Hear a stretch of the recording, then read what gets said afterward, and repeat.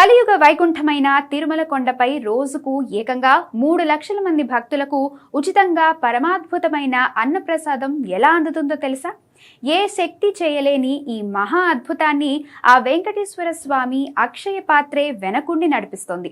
1985లో ప్రారంభమైన ఈ నిత్య అన్నదాన యజ్ఞం నేడు మాతృశ్రీ తరిగొండ వెంగమాంబ అన్నప్రసాద కేంద్రం ద్వారా ప్రతిరోజు లక్షలాది మంది ఆకలి తీరుస్తోంది.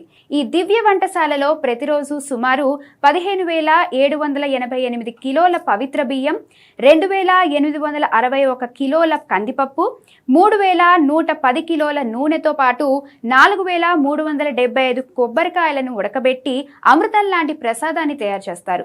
కేవలం ఈ ఏడాది గత 5 నెలల్లోనే ఏకంగా 4,40,00,000కు పైగా భక్తులకు ఇక్కడ అన్నప్రసాదాలు, అల్పాహారాలు వడ్డించారంటే ఇది సామాన్యమైన విషయం కాదు. వకులమాత ఆధునిక కిచెన్ ద్వారా 28 ప్రత్యేక ప్రాంతాలకు కూడా ఈ సేవలు అందిస్తున్నారు.